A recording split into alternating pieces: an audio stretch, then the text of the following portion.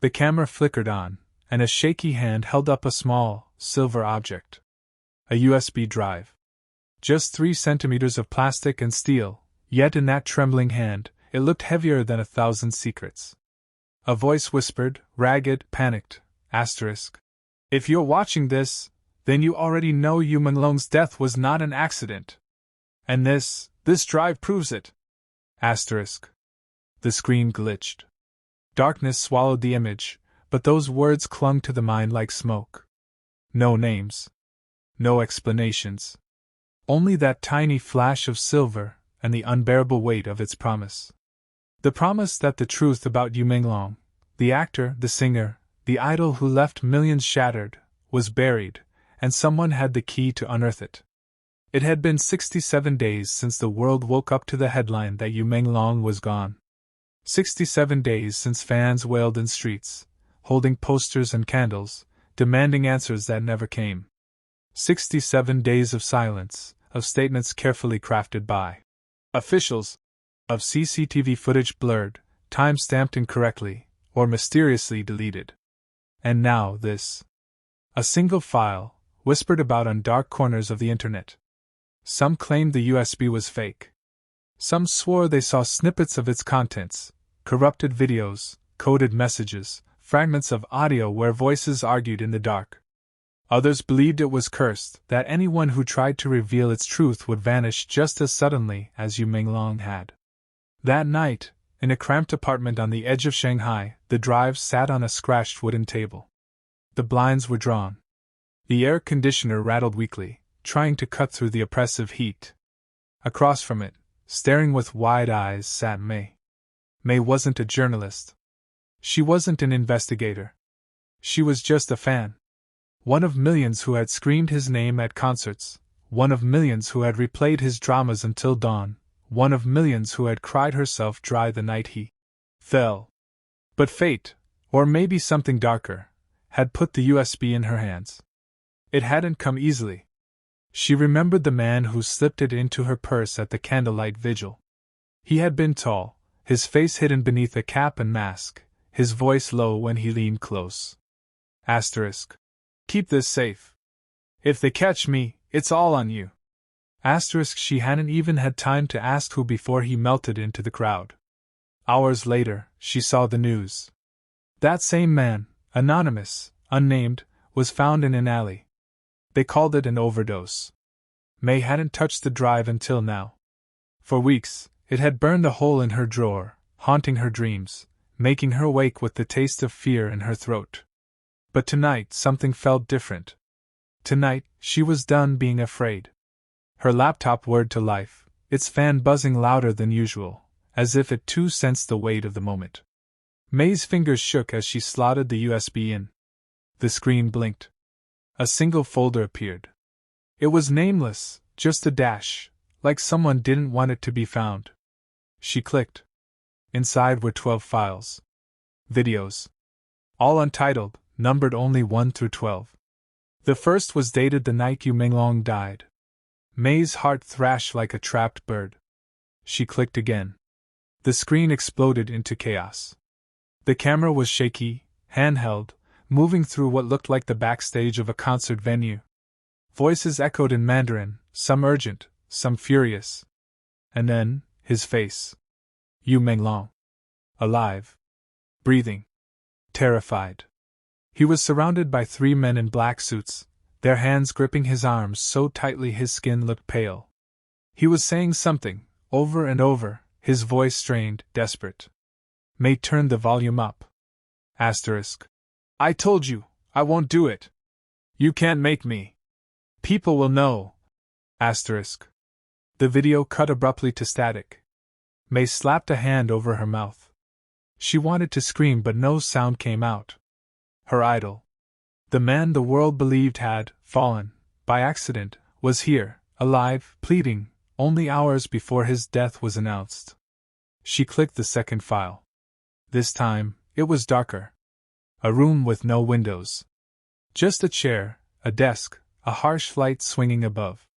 Yu Menglong was seated, his wrists tied. His head hung low, his voice barely audible. Someone unseen asked him questions. Questions May couldn't understand. They were too distorted, the audio warped, but the tone was cold, commanding. Yu Menglong lifted his head, and for the first time, May saw his eyes. Not the bright, warm eyes that lit up fan meetings. Not the dreamy gaze that melted millions in dramas. These eyes were hollow, resigned. He whispered, asterisk. If you release this, they'll come for you too. Asterisk. The file ended. May yanked the USB out so fast she almost snapped it in half. Her chest heaved, tears pricking her eyes. She wanted to run. To smash the drive, to bury it. But another voice echoed in her head, louder than fear. If you're watching this, you already know Yu Menglong's death was not an accident. She stared at the tiny piece of metal in her palm. It was heavier now, almost unbearable. 12 files. She had only watched 2. What was in the others? What truths waited in that darkness? And if she dug deeper, would she survive long enough to share it? The sound of her phone vibrating made her jump. The caller ID was unknown. Hesitant, she answered. May, a man's voice said, low and urgent. Don't plug it in again. They're already watching you. Her blood turned to ice. Who is this? Someone who used to be close to him. Someone who knows what they did. If you want to live long enough to expose the truth, meet me tomorrow. Noon. People's Square. Bring the drive. But May, don't open the other files. Not yet. The line went dead. May's heart hammered so violently she thought it might break her ribs. She clutched the USB in her fist, her knuckles white. Outside, the city hummed, indifferent. Neon lights flickered, cars honked, life went on. But inside that tiny apartment, May knew the world had shifted. The truth wasn't buried. It was right here, in her hand. And now, everyone who wanted it buried forever would be coming for her. The night dragged like a nightmare May couldn't wake from. Every sound outside, the shuffle of footsteps in the hallway, the distant slam of a car door, made her flinch. She hadn't dared plug the USB back in. Instead, she sat cross-legged on her bed with the tiny drive clutched in her palm as if letting go would erase Yu Menglong forever. She barely slept. Every time her eyes closed, she saw him, tied to that chair, whispering warnings into a void. The man who had once smiled into cameras and told his fans to follow their dreams, now broken, desperate, silenced. When dawn broke, it wasn't with hope but with dread. May dressed quickly, throwing on a hoodie and mask. The city outside buzzed as usual, but for her, every passerby looked like a threat. She tucked the USB deep in her pocket and whispered to herself, asterisk People's Square. Noon. Don't trust anyone, asterisk. By the time she arrived, the vast plaza was crowded with office workers, tourists, and families. That was both a comfort and a curse. Too many eyes, too many chances to vanish. She stood near the fountain, scanning faces. Noon came. Then 5 passed. 10. Her pulse hammered louder with each minute. Finally, a man brushed past her. Don't turn. Walk. His voice was low, calm. May obeyed, her body stiff. They moved through the crowd, weaving between shoppers and street performers until they reached a quieter alley. The man stopped, adjusting his cap and glasses. May studied him cautiously. He looked ordinary, maybe mid-30s, but his eyes, sharp, restless, betrayed the tension within. Who are you? She demanded, her voice barely steady. He glanced around before replying. My name doesn't matter. What matters is that I was there. I worked behind the scenes. I saw what happened to him. Her breath caught. Yu Menglong? The man nodded grimly. The drive you have, it's only part of it. But it's enough to burn them. May's hand tightened around the USB.